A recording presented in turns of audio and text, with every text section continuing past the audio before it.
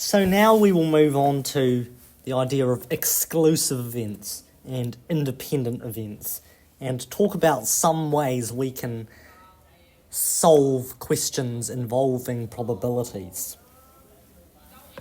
So we'll start off with the idea of being mutually exclusive.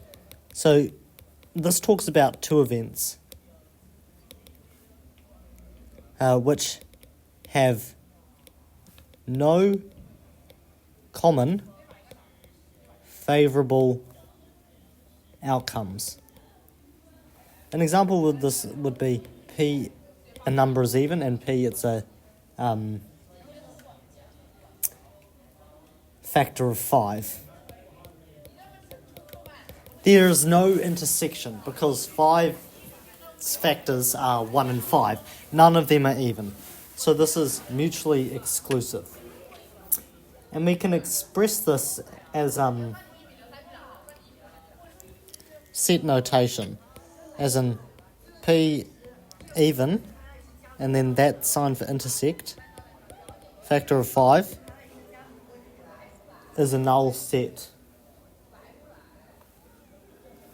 Well, that's equal to 0, and then even intersect factor of 5 is a null set. And if two events are mutually exclusive, then they'll follow this rule. This means P, A, or B is just equal to P, A plus P, B. And then this works for P, A, something like that. That's just P, A plus P, B plus B, C. And when I say two events, it could be three events, but it's just events that have no common favourable outcome.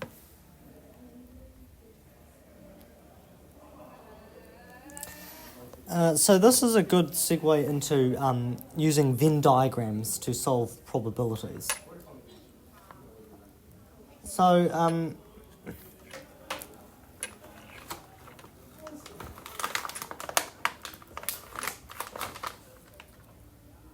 if we have think about some probabilities like if I draw up this and we say 50% have a desktop and 60% have a laptop, what percentage have neither? So then if we label our two circles in the Venn diagram, D and L, and that's, we'd label that 0.5, and then that L would be 0.6. Oh, and also it tells us that 15% own both, so we can put a 0.15 in here. So what we would need to do is we're trying to find percentage have neither. We would express this as P D union L, so D and L, complement. So everything that isn't in D or L, so it'd be all this stuff around here. Now here's a point where I'll introduce another rule. P A union B is equal to P A equal to P A plus P B minus P A intersect B. So that's just 0.5 plus 0.6 minus 0.15, which is equal to 0.95. So all this stuff here is 0.95. So that means the probability outside there, the complement, will be 0.005. Sorry, no, 0.05. 0.05, yep. And obviously if it asked for probability desktop only, you would be cutting that out, and then you just do 0.5 minus 0.15 to remove that intersect. And likewise, if it's laptop only, you do 0.6 minus 0.15. And just to talk about other things you can do with Venn diagrams is, like, say 40 girls asked to name Cuba and Hungary's capital. 19 knew Cuba, which would be Havana, and then 20 knew Hungary, which would be Budapest, I think. And then 7 knew both. So then we can draw up a Venn diagram, like some circles, and remember, do a box around it. And then if we label this C and this H, we know that that H must be 20 and this must be 19. And we know 7 will be in the middle, and then so then this bit here is 12, and this bit here will be 13.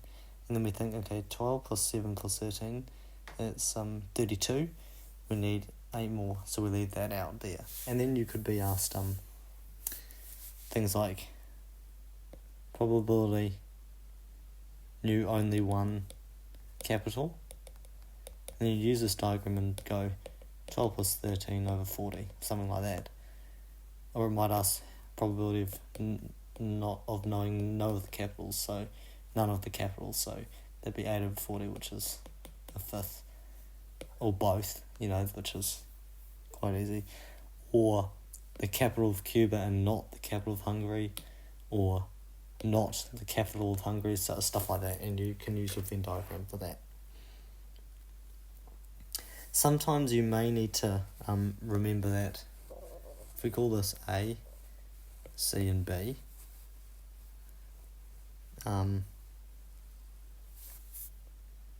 or if we call this D and E, then this A and this B. Remember that, D plus C plus E will equal A plus B minus C. That should kind of make sense, but remember this is a bit of a throwback to how we did P of this.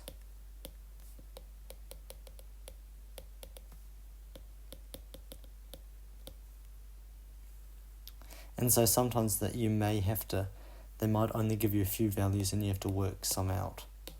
But I would just suggest that you use your logic there.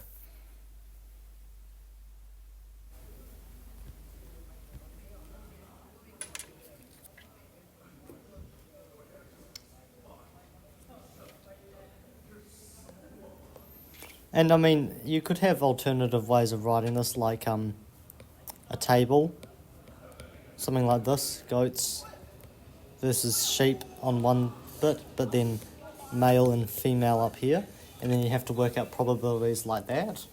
And then in those blank spaces there'd be numbers, and you'd have to calculate probabilities.